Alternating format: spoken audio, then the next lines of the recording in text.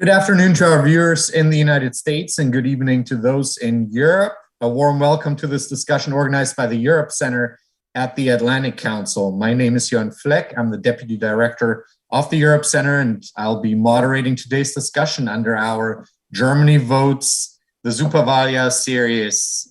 We started the series this summer as the Europe Center's programming around the German elections in September, and at a critical moment in Germany's modern history, with the departure of Angela Merkel after 16 years in the chancellery and at the helm of four German governments. Throughout the fall, the Europe Center hosted events, published analysis, and chatted with our friends and experts in our virtual debrief series to track the elections, analyze the outcome, and take a look at the future of Germany's role in the world.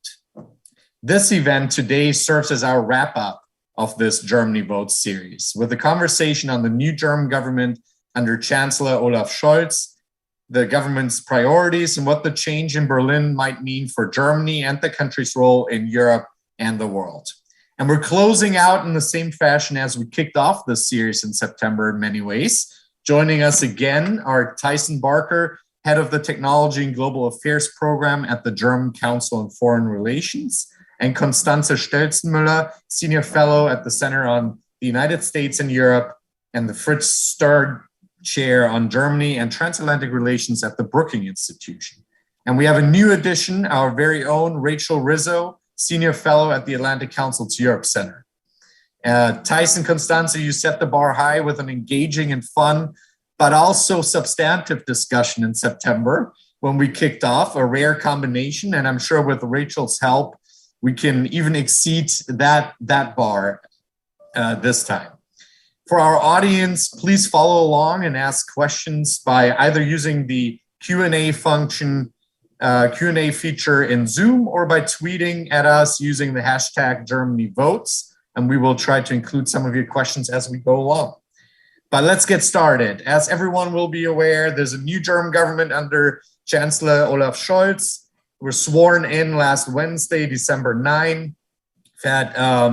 It's a first for modern Germany in that Scholz will lead is leading a three-way coalition between the center-left Social Democrats, the Green Party, and the pro-business Free Democrats or Liberals. Those three agreed a coalition treaty that sets out the new government's broad priorities and objectives, and we'll talk about that in some more detail. And they did so in negotiations that were smoother and more disciplined perhaps than many of us had expected. And in the first few days, we saw the usual flurry of international visits to Paris, Brussels, and Warsaw. And we had the first spat, the first minor conflict between coalition partners on foreign policy nonetheless. So lots of gossip there that we can come to. But before we get into more details on the foreign policy dimension and what Germany's partners abroad can expect from Berlin and this new government, let me turn to Tyson perhaps first, who can help us set the scene a little bit here and give our audience the quick background on this new government, the key priorities as you see them, and the outlook moving forward. Well, thanks so much, Jörn, and thanks to the Atlantic Council for this invitation. It's really fun to bookend this conversation, and we've had a lot of fun chats over the past 4 months or so. I thought at the top I might make 3 points that have interested me seeing this embryonic coalition take shape. And of course, everything that we say to some extent is informed, but somewhat speculative, because of course, events are going to be the things that shape and test the mettle of this coalition. But there are 3 areas that I find quite interesting, and I'd like to highlight just at the outset. First is Scholz as a manager. I think we underestimate not just how Merkel was as a leader, but also how Merkel was as a manager. And the departure of what I would call the Merkel operating system, or Merkel OS, after 6 years, 4 updates, 16 years, in office, is going to mean a lot of changes, both in the way that foreign and domestic policy is handled. So a lot of the kind of characteristics that we associate with Merkel, both her iterative iterative style of leadership, her step-by-step working both internationally and domestically, occasionally rocked by external events like Fukushima or like the 2015 migration wave, where she had these big U-turns in her politics. And then she kind of reoriented the entire country, basically by force of her own will and use of her own political capital. That is not necessarily the way that Scholz is going to govern. And, we can see already in Scholz that he is very soft-spoken, that he has a certain sang-froid. The way that he campaigned was never, it was not like Gerhard Schröder, a kind of charismatic style that roused his followers. It was much more assurance-based. It was much more consistency-based. But if you look at his kind of priorities, I think we can see, that he might be drawing on some of those Hanseatic traditions that we see with the likes of Helmut Schmidt, also a former political leader in Hamburg. He had different roles, but also a former finance minister. And also, and this is where we go into kind of the policies, also somebody who emphasized a lot, and I know we think about him in the context of the Cold War and also a little bit European integration, but also a lot on domestic social and political cohesion. And if you look at the things that really seem to excite, well, I don't know if excite is the right word, but the first points that Scholz tends to emphasize, they tend to be around social cohesion and lifting up and bringing the German population closer together. So the two things that I always hear him mention concretely is one, raising the minimum wage to 12 euros. And second, building about 400,000 new apartments in Germany to help the housing crunch that is present in the country. And both of these kind of have echoes of a Helmut Schmidt style politics. And the second area that I would say is a really important one for this coalition, and this draws not on the Social Democrats, who I think their number one issue is social cohesion, but on the other two partner parties in this is the dual transformation in Germany.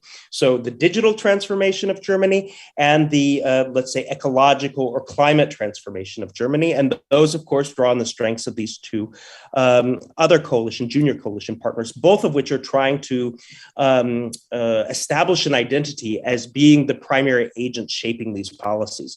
But if you look at the campaign, for example, I think we talked about it when we spoke in September. The Mosel floods really drew into high relief. And Jorn, I know you have family in the region.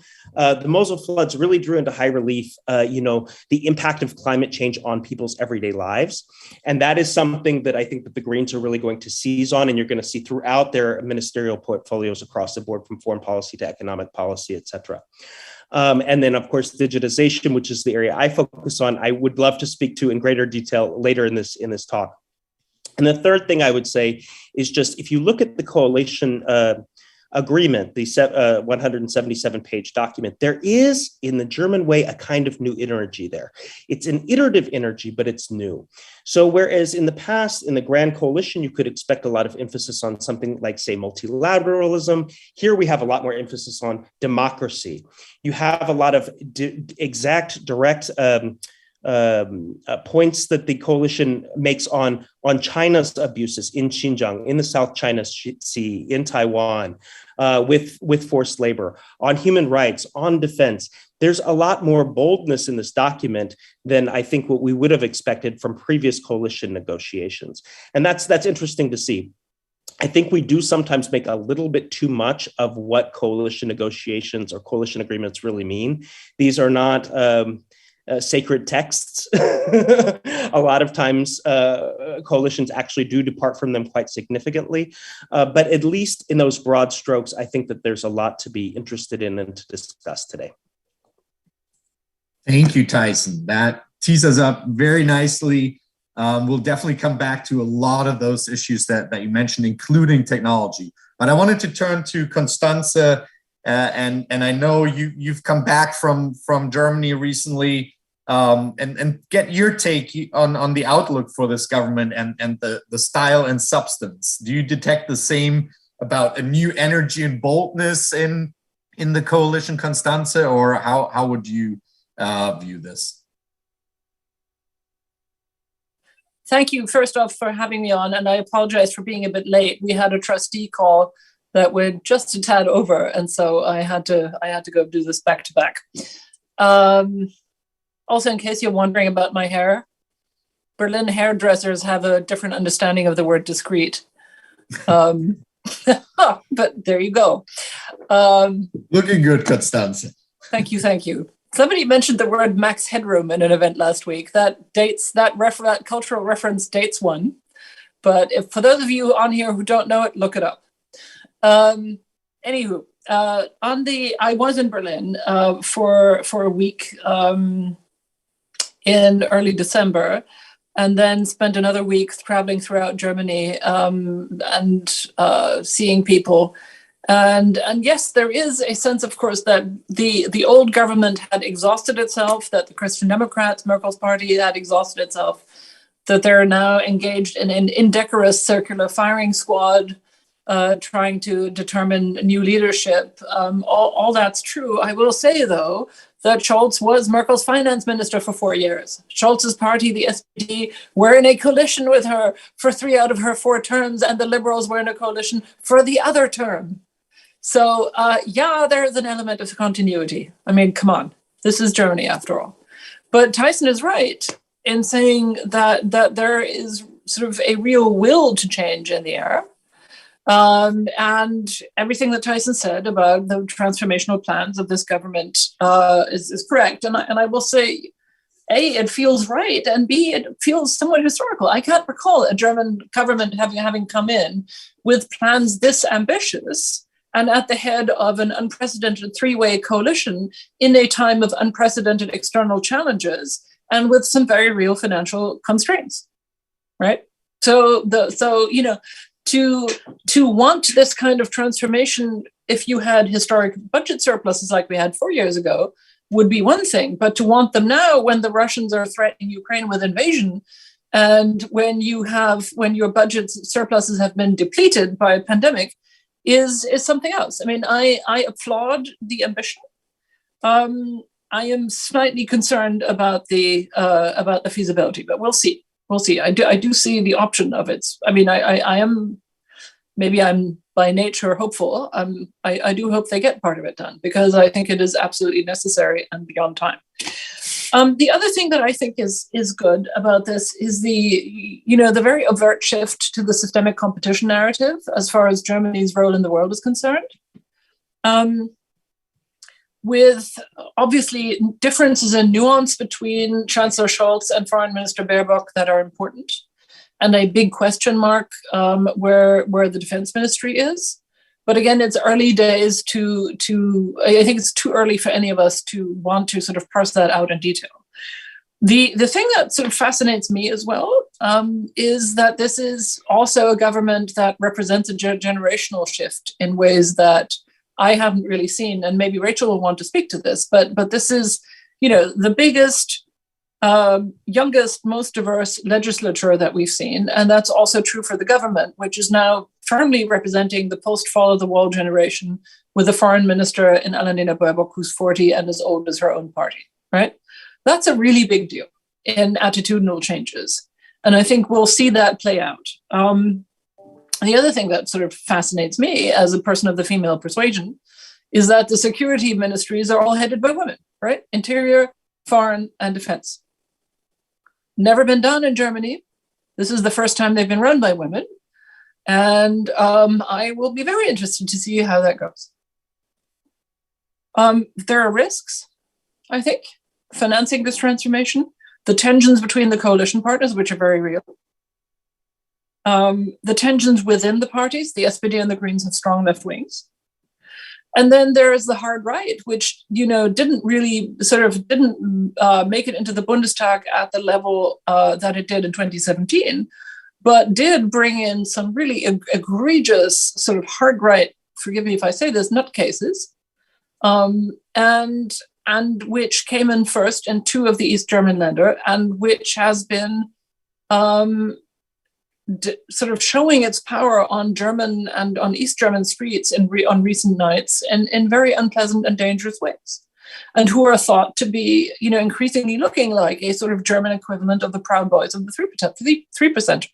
I take this very seriously. And I mean, do I see a lot of opportunities there? Yes, I do. I think that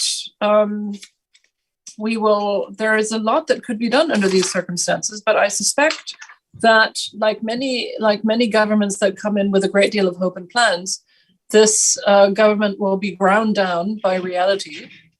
And it will, if we're all unlucky, then it will be mugged by a Russian offensive in Ukraine. Even if that doesn't happen, because the Kremlin decides at the 11th hour that it has some shred of rationality remaining, there's still a real risk of the Kremlin here using military means for political ends and achieving the humiliation, the destabilization, and maybe the replacement of the government in Kyiv, and also a division, sowing divisions and discord within the alliance. All that's possible, and I'm obviously wishing for that not to happen, but we'll have to see how that plays out. I'm going to shut up now and let Rachel talk. Thank you, Constance. Lots of stuff, lots of issues and perspectives you and Tyson put on the table there. Maybe we shift before we pull at individual points there a little bit. Let me turn to Rachel and just ask Rachel and start with the perspective from Washington, D.C. And what do you think, Rachel, the U.S. administration, the Biden administration can expect from this new government? Since the Biden administration's assumed office, high expectations or demands for a tougher line from Berlin on several issues, not least Russia, relations with Russia and also with Beijing. But what do you think the Biden administration can realistically expect? Where will we see areas of opportunity for U.S. foreign policy and engagement with Berlin, and where will we see either continuity in the sense of a bad continuity from more alignment between Washington, D.C. and Berlin, or new opportunities? Sure. So I think Constanza and Tyson both brought up some really interesting points. I mean, the first, Tyson's right that a lot of what we say here is speculative, because the reality will more than likely shift what was, for example, written in the coalition agreement, right? So you can have goals and plans, but reality is going to make those look perhaps very different than they were originally seen. The second, Schultz did not run on a transformative platform. I mean, I think Constanza said it right, that we are going to see a lot of continuity in this government, perhaps with, additional pressure from the Greens and the foreign ministry. But I think with the Biden administration, their goal of repairing the U.S.-German relationship that was so badly damaged during the 4 years of the Trump presidency, I think this stage is set for that to be repaired. But I also think that there are some ongoing issues, mainly Nord Stream 2, which are always gonna create friction between the two sides. But I think there are a few things, and my friend Max Bergman and I over at the Center for American Progress, he and I just wrote something last week on perhaps what we can expect from this new government. The first, I think, at least from the Greens in charge of the foreign ministry, they'll try to, I think, drive a more values-based approach to foreign policy, which could perhaps translate into taking a tougher line with autocrats. Historically, the Greens have been more hawkish when it comes to Russia and China. But at the same time, the foreign policy decision-making during the 16 years of Merkel's chancellorship was sort of brought under that of the chancellery. So how much power the Greens actually have, I think, is yet to be seen. But, looking back at Biden's speech to a joint session of Congress earlier this year, he really does does couch the current geopolitical context in this broader struggle between democracies and authoritarians. And so I think they are going to try to push, this administration is going to try to push Germany to take a tougher line on some of those issues, which I think, will perhaps be seeing tougher lines anyways with the Greens in the foreign ministry. I also thought it was interesting that the coalition agreement said that this coalition, this government is going to put Europe first. It said they want to raise Europe's strategic sovereignty, saying that the sovereignty of Europe is a cornerstone of their foreign policy. How that actually ends up translating into real world policies, I think is yet to be seen, but at least the messaging is there. And I think that's a good start, especially because from this administration in the United States, there's a support that we're seeing in Washington for really the first time on this concept of strategic autonomy or strategic sovereignty. And so I think that could marry up well with the goals of the Biden administration and the stated goals from the Scholz government.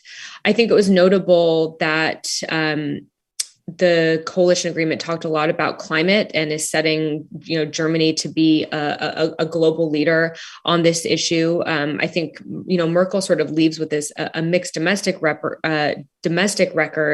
But I think that the issue of climate will see a massive investment,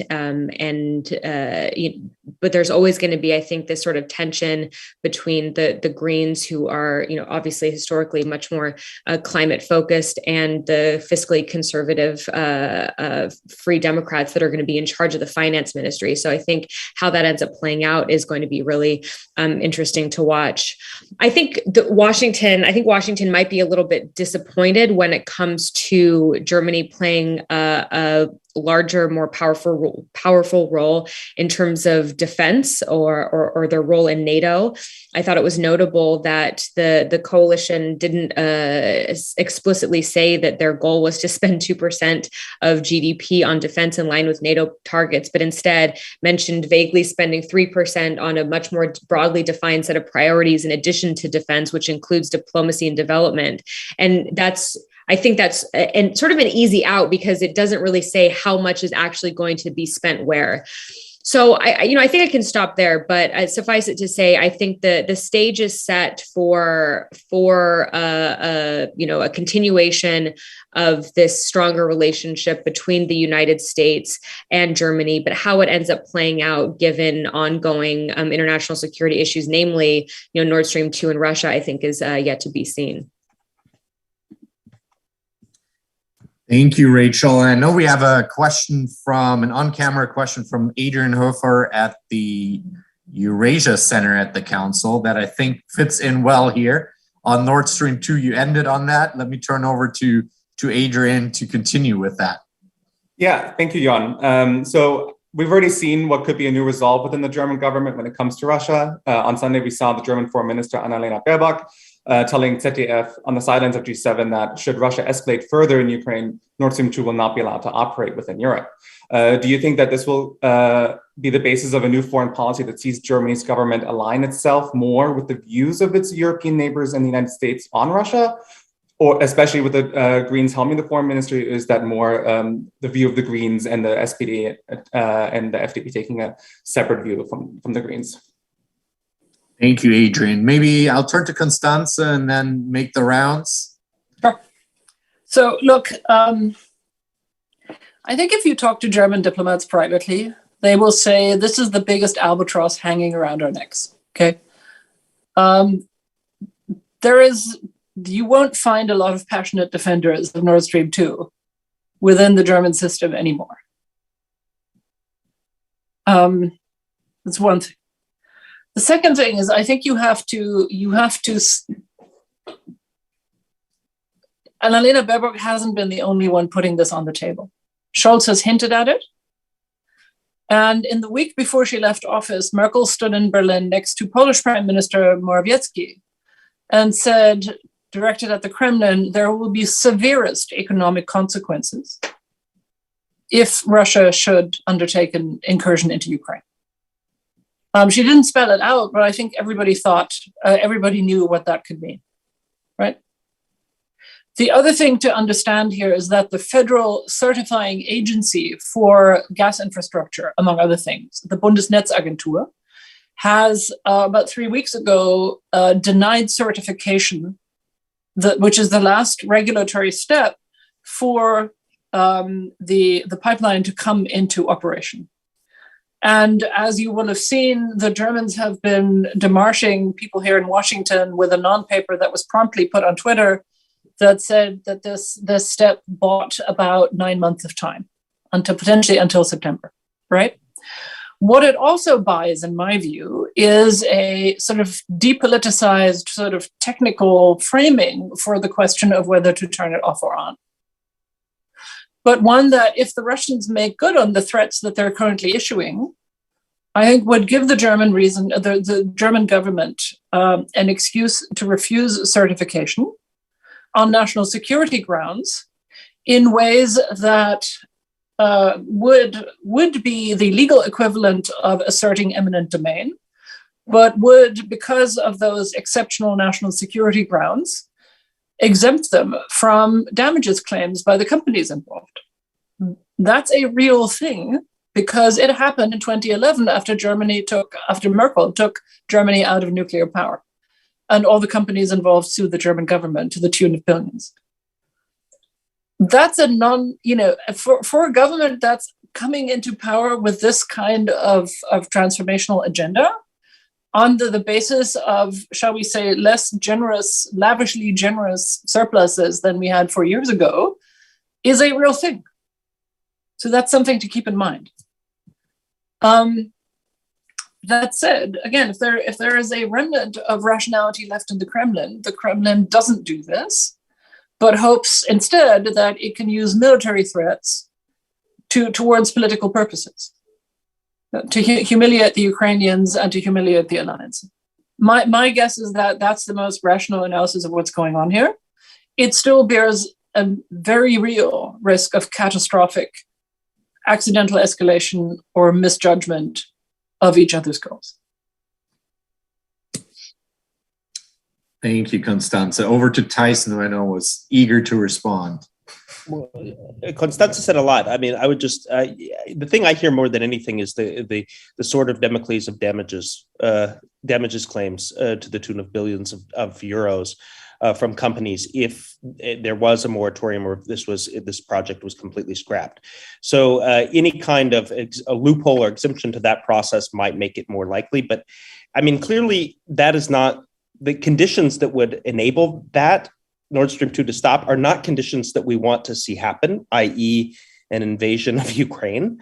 But I would say this, beyond the acute crisis that Ukraine is facing right now on its border to the east, there is a kind of new strategic dynamic that's developing. And I think we can't just focus on the foreign ministry, but we should really focus on the consistencies, the policy consistencies and latch up between the foreign and economic ministry. Because the economic ministry actually has a lot of control over energy and obviously climate change and sanctions and dual use export controls and FDI screening and all these things that are going to be very important as this new government pursues strategic sovereignty, which Annalena Baerbock defined not as military sovereignty, but as economic and technological sovereignty. So that kind of, let's say, ministerial tandem, and the way that those two ministers work together is going to be quite key. And if they are able to work together consistently and forge an alliance, because of course they're from the same parties, they've been working together for years, Baerbock and Habeck, then I think we could see a clearer identity in a lot of these kind of geoeconomic questions in the future. Rachel, anything you want to add on that, or maybe connect this with the already mentioned European strategic sovereignty, as they call it, a merger of many terms in the debate, and maybe also what people saw in the defense policy sections of the coalition treaty. I know it's aspirational. Their declarations of intent and politics and policy might work out differently, but maybe update us on that a little bit. Yeah, I mean, I'll just start by saying I think what's going to be interesting, and I think Tyson and Constanza have really done a bang up job of hitting the Nord Stream 2 issue in depth. It's going to be interesting to see how the Republicans in Congress continue this ongoing pressure campaign that they've been instituting over the last 4 or 5 or 6 months. You know, there's still ambassadorial nominees to Europe that aren't getting votes because of this pressure over Nord Stream and the desire of the Republicans for sanctions to ensure that the pipeline gets stopped. So I'm not exactly sure what's going to happen with that, but I think that there's the potential for this to be really, really dragged out for a long time. And, you know, we're seeing Democrats in Congress starting to really put pressure on the Republicans. So how that plays out will be interesting to watch. You know, I think, Tyson, I think you said something about Scholz's managerial style in your opening remarks. And I thought it was interesting that he sort of Scholz made the same remarks on the new, regarding the new defense minister, and kind of talking about her managerial skills. And so I thought that was sort of an interesting parallel there. I mean, again, like I think, you know, looking at the new defense minister, you know, reforming the Bundeswehr's acquisition process, which is always this like perennial objective for new office holders, you know, looking at the rationale behind Germany's overseas deployments and looking, you know, always having a need for an exit strategy. I think what's interesting, another interesting thing to watch is that, you know, Germany did decide to stay in NATO's nuclear sharing agreement, which I think takes a lot of the pressure off of the United States, because that's something that we were a little worried about. But what happens if the coalition government fails to line up a replacement aircraft? I think that's something that we're going to be closely watching. But I think probably the most salient thing I've heard, it was a response that I think it was Jana from the European Council on Foreign Relations.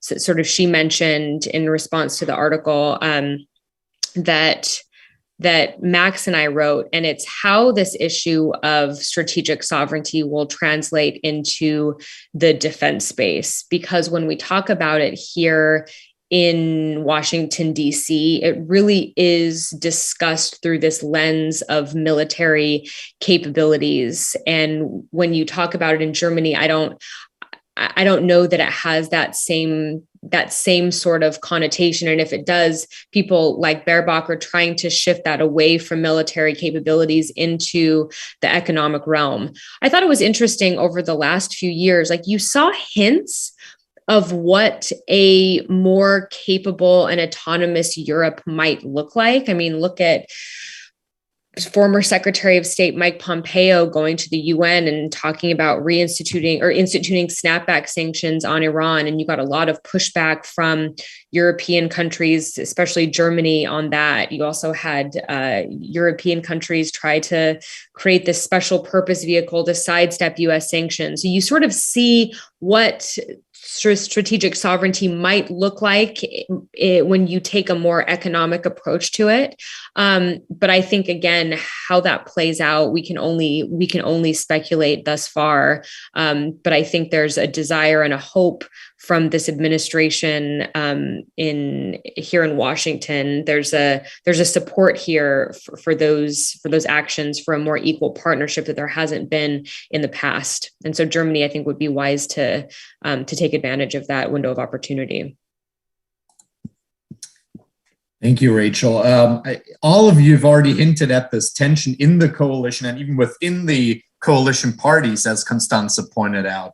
There's that Schröder from the times of the first SPD Greens coalition saying about the cook, the chef, and the waiter, junior and senior partners. In the chat, we also have a few questions around this sort of where do you see the flashpoints, the main points of conflict between the coalition partners? And how do you think Scholz's approach, as you said, a managerial one, will help either resolve that, or, inaction, as we've seen in previous years, might also cause more problems than any good? So how do you see those tensions? Where do you see those main areas of tension? And how do you think Scholz will have to deal with that? Maybe to Tyson. I mean, the first one, and this is obvious, is around fiscal policy, and I would say even European policy, because the FDP is going to want to kind of revive the image of Wolfgang Schäuble, the black zero, the balanced budget, as a way to harden their credibility with their base. I mean, that is seen as kind of a almost talismanic in particularly for Christian Lindner, who has really consolidated power in that party.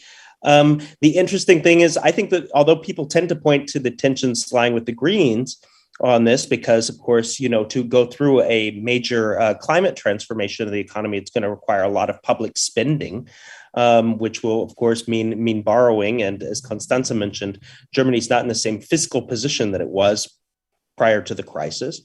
I think it could also play out on the European level. And I think that's why you've seen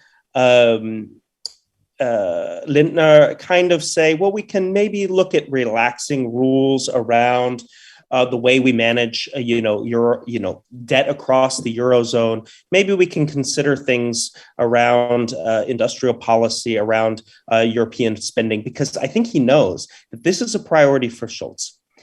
Scholz, of course, was a finance minister for many years. One of the things that he's quite proud of on the global stage was basically shepherding the global minimum tax rate at the OECD, which, of course, got the support of the Biden administration, which was key. And I think that's the first kind of proto-Scholz as chancellor moment on the global stage. But he was also key, and it's kind of his big moment, his big coming out moment in German politics in this phase in his career of the Big Bang. During the COVID, essentially the COVID rescue package, and the way that opened up space as well for the European Recovery and Resilience Facility, this first time that Europe basically Euroized, recovery across the European Union, which was seen as a one-off. But I think that the instinct in Chancellery is to really push for greater an ever closer union, as it states in the European treaties. So I think that could be an area of tension. I'll leave it at that right now. Constanze, maybe over to you. Well, all of that's right. I think it's a German tradition for the Chancellor to and the foreign minister to be in a clinch with each other over the details of foreign and security policy, right? And some defense ministers want to have their own foreign and security policy. Some of them see themselves as armed forces ministers, right? Some Social Democrat ministers have indeed gone that route. It's really too early to say, but I do get the impression that Scholz thinks of himself as a dyed-in-the-wool transatlanticist, a dyed-in-the-wool Europeanist. I think his role and that of his new chief of staff, Wolfgang Schmidt, in designing the Big Bang, the European Recovery Program, is really important because it speaks to a commitment to a more generous German stance towards European policy. But the test is indeed going to be both sort of internal divisions over rule of law and external challenges like Russia and China. Yeah, that's where we will find out how this works. And very often, in my experience, coalition agreements, are intended as a kind of, they help people, the negotiating partners, find out where each of them stands, right? And to plot out areas of disagreement, which are then treated with ambiguity. As Rachel noted, the 3% commitment is such a deliberate ambiguity. And honestly, on these internal and external tests depends whether this, unique historical three-way coalition will be a transitional arrangement, or something that provides a firm basis for future policy. Honestly, it's, give us a break, give them a break. They've been in power for a week. We're not prophets, and we can't, respectably assert to know how this is going to go. But I think that there are going to be, I am willing to bet that there are going to be potentially some quite significant divisions over defense policy and NATO commitments. But if the Russians, as they are wont to do, overplay their hand, then the Russians will help us answer that question. And then the left wing of the Social Democrats and of the Greens will find it hard to find sort of real life arguments. And, having seen this movie a couple of times and covered in particular the Kosovo Air War in 1998 and 99, I have little confidence in the Kremlin's ability to finely tune its behavior towards Europe. Okay, Moscow will help us find out. Kremlin. The Kremlin. Sorry. Yes. Rachel, I want to turn to you for a question from the chat. Moving on, maybe to defense matters a little bit. We know that there'll be 2 lines of inquiry into the Afghanistan withdrawal. One sort of specifically focused on the German government response, and one on the more sort of what can we lessons learned from these operations. And Katrin Bastian is asking, how do you assess Germany's future appetite for collective foreign military interventions post-Afghanistan? That's a good question. I think also a good question would be, how do you assess anyone's future appetite for collective foreign military interventions after Afghanistan? It's so interesting because, living in Washington and talking to people here and watching the Afghanistan withdrawal and watching the messaging that was coming out of the administration and kind of talking about how European allies were consulted and this was a joint effort. And then you talk to Europeans and basically what it came down to was the United States said that they're leaving and we have no other choice. That's if we sort of want to put it crudely, that was, I think there was no other way that the Europeans were going to stay in Afghanistan without the United States. And so I think it brings to bear a broader question of European capacity in general. And when we talk about issues of capacity building, what does that entail in a world? If you could picture a world where the idea of strategic sovereignty or strategic autonomy is a reality, would that have meant that the Europeans would have had the ability to stay in Afghanistan even as the United States was leaving? And would that have been a discussion that could have been had? As things stand now, no. I think in general, the collective appetite for foreign military interventions in general, I think is extremely low, because it's not just Afghanistan that we're talking about. We're talking about post-Iraq. We're talking about Libya. This needs to be looked at, I think, in a much broader sort of holistic way. And so I don't think there would be many people who would, push for a bigger appetite in terms of that specific topic. And nor do I think people should. Going back to something that I think both Tyson and Constanza have said, looking at people always talk about this friction between the different coalition partners, but Constanza, I think you made a good point, which is that we have a new generation of foreign policy makers and decision makers that are going to be in very powerful positions. in this government. And so what I will be looking at more closely is how those emerging issues that are more salient with the next generation of foreign policy thinkers might clash with that of the old guard. It's not just Germany where we have that problem. It's in the United States too. These are conversations that we're having across the board. And so, again, it's too early to say, and anything that we did say would be purely speculative, but I do think that's something that's interesting to watch and that we'll be watching closely. Can I? Yeah, jump in, Constanze. I tend to think that the question of the West's appetite for intervention is a little bit academic, right? Because the question may be forced on us, and in ways that are unlike the sort of academic framing of this issue. And here it helps to study, or to have, like me, and had the misfortune of having lived through the Yugoslav wars. What the Russians, I think, are trying to do here is drag the West and us Germans on ground on which we are not comfortable and where our publics, will tell us to stay away, right? And thereby to humiliate us and to prove that we're, demoralized by Afghanistan, and that this means the alliance is sort of defunct. And my experience has been that if there is real bloodshed, there is also public outrage.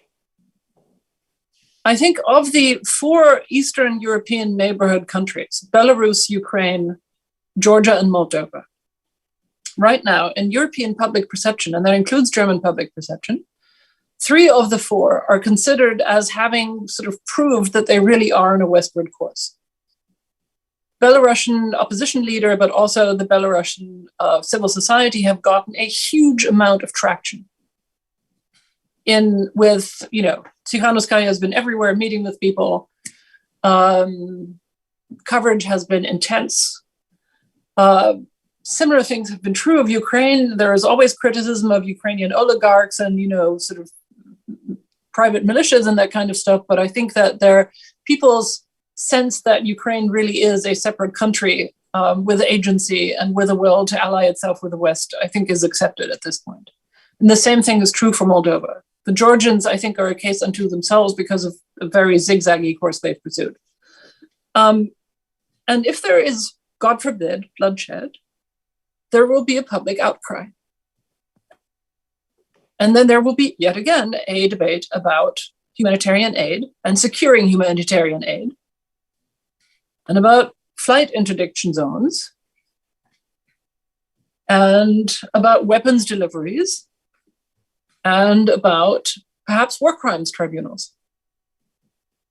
None of that falls under the heading of, would we intervene as NATO? Because yes, Ukraine is not a member of NATO, so Article 5 doesn't apply. But there are many, many other ways in which we could slowly be dragged into a very complex situation, which would be no longer peace, but not quite war, with a great power that has nuclear weapons, and for which we don't really have a framing at NATO, except for that past experience with the Yugoslav wars, where the Serbs were a Russian proxy, right? And that is a terrain which would be extremely difficult for Western governments and publics to navigate, and where I think the Kremlin might be assessing that because they are less worried about their public and more ruthless, they would have a stronger hand to play than we do. And that's entirely possible. But I would also say that the Russians have a record of overplaying their hand, playing a strong card badly and then losing. We've seen that happen a couple of times in recent decades. And we have seen that kind of situation unifying European and transatlantic publics and policymakers, and rallying to defend embattled civil societies. So I think my advice to the Kremlin, if anybody from the Russian embassy is listening, is to maybe say, play it carefully here. Because this can go very much not your way. Thank you, Constanze. I know we can just on Russia, we could spend a lot more time and have an event in and of itself, German-Russian transatlantic. I do want to touch on two more points before we wrap up. One is the technology side of things, Tyson, and Rachel kind of alluded to this, the new agenda. You referred to the dual transformation in your opening, Tyson, climate and digital or technology. What impact do you see from this government on that agenda at the EU level? Again, it's too soon to tell. The one thing I will say, let's speculate. Yeah, I'm going to speculate. Of course, I will. That's what we do best. So I have to say this is where I was a little disappointed in the coalition, because if you look at the so for normal nerds, they read the coalition agreement, but for the real nerds, you read the organizational decree, which is essentially the first executive order that the new chancellor gives out, reorganizing the government. And in this government reorg, you could see the tussle that took place on where the digital files would lay. So everything from data and artificial intelligence to industrial policy around semiconductors to the entire European digital agenda to the international stuff, all of it. And it was just a smorgasbord. So there is a new Ministry of Digital Affairs and Transport. It is headed by a member of the Liberal Party, but they do not have all the instruments at their disposal to manage tech policy. There's still many important instruments in the Economic Ministry, in the Finance Ministry, and we should mention in the Justice and Interior Ministry. The Interior Ministry is responsible for the IT consolidation in Germany, which is a political viper's nest. And I wish the new minister good luck with updating at all levels of German government away from faxes, liberating the country from fax machines. Germany has been working to kind of develop a strategic vision of technology along with France and primarily the Commission for the past couple of years, primarily because of the new awareness of their dependencies, also the geopoliticization of dual use and general purpose technologies. And I don't think that that's going to stop, to be quite honest. I think that is going to continue. I think we can expect big moves on chips. I think, or semiconductors. I think we can expect big moves on quantum computing, on cybersecurity. There's a lot of effort to bolster things. There is lines in the coalition negotiation about an active digital foreign policy, which outlines, I would say, 5 lines of action. The most interesting of which is related to ICT infrastructure in the global South and strengthening sovereignty in the global South. And I think this is important to say. When the Germans say sovereignty, they don't mean it like we do typically mean it in English. This is not a Westphalian conception of sovereignty necessarily. It can be, but it really has to do with freedom to choose. And that freedom to choose can happen at the state level, it can happen at the company level, or it can happen at the individual level.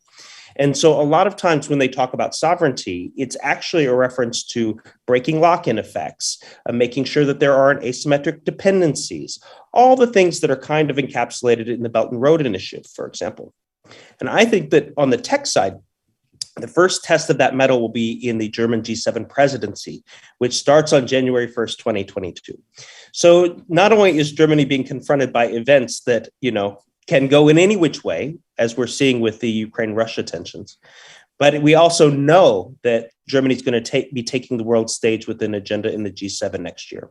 And they have outlined the previous government, and I think it's going to be consistent through this next government, 3 areas to focus on: climate, COVID, and infrastructure. And that infrastructure piece is going to be where we're going to see that tech foreign policy agenda start to take shape. So watch this space. I know we got 4 minutes. Thank you, Tyson. So I take away liberating Germany from fax machines as a major priority of the new government. No. We will not relinquish our fax machines. This must not happen. Another area of conflict for the coalition. I hope not. It's already on my dead body. Okay. Strong feelings on the tech issues as always. So with only a few minutes left, I wanted to do a quick lightning round with everyone. We've seen the visits to Paris, Brussels, and Warsaw. There's lots we should have covered and could have covered there on rule of law as well, and values-oriented foreign policy, which Rachel pointed out. But I wanted to ask you, the next major visit that will be on everyone's agenda is for Scholz to meet President Biden at some point soon. What do you think the three issues should be on that agenda if you were to advise either administration? Well, I'll start. Maybe I'll just name one of them. I mean, obviously, I think that the United States is going to use this opportunity to see if we can shift Germany's approach to China at all. Because if you look at the last 16 years, let's say like the last 4 or 5 years, particularly, Merkel has had historically a more mercantilist approach to her foreign policy, especially when it comes to China. It was viewed very much through the lens of economics and business. And she was very reticent to pick a side, to choose between the United States and China. And I think there was a chorus of people that perhaps were, in the Trump administration, in the Obama administration, that were perhaps pushing for that. But I do think the Biden administration has come to the realization that that is not an approach that is going to work for Germany or Europe more broadly, for that matter. But I do think it's going to be really interesting to see how this administration pushes Germany to toe a tougher line on China, especially in terms of human rights abuses, how that plays out at an EU level. And so that's something that I know that I'll be watching pretty closely, and many other people will be watching closely as well. Thank you, Rachel. China, of course. Maybe over to Constanze.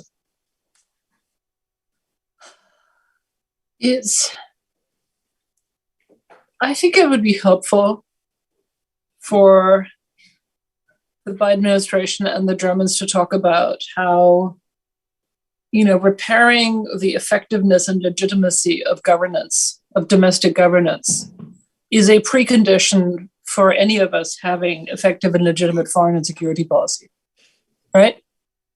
I mean, there are challenges to democracy everywhere. I don't need to lay this out in grim detail. But I think it would sort of introduce a sort of new note of humility and mutual empathy if our conversations expanded to include these issues, right? We're in this boat together, and the story, and the waters are pretty choppy. Thank you, Tyson. Well, I'm positive that Scholz will be bringing the climate issue to the table. That has moved up every call sheet in the German government in this new government. So if it was 5th or 6th in previous governments, or even 3rd or 4th, it's going to be 1 or 2 in the current government. And Germany has an ambitious agenda, phasing out coal by 2030, making 80% renewables. And they're going to be looking for partnership in that in many areas. Also, how is sustainability going to be part of foreign and security policy, development aid, tech transfer, which also has, links to a lot of security questions, because a lot of it is linked to, again, getting back to technology, a lot of things that can be used for malevolent purposes in authoritarian states. Last thing I would mention on this front, which is a little bit worrying to me, the coalition negotiation did not mention the Transatlantic Trade and Technology Council.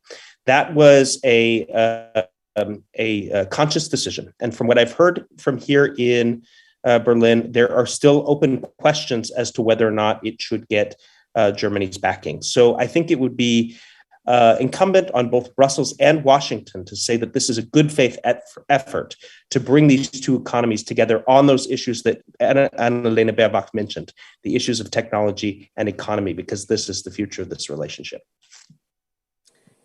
Thank you so much. And on that note, the future of this relationship, let me thank our panelists for this engaging and fun conversation. Tyson, Constanze, Rachel, thank you for joining us again.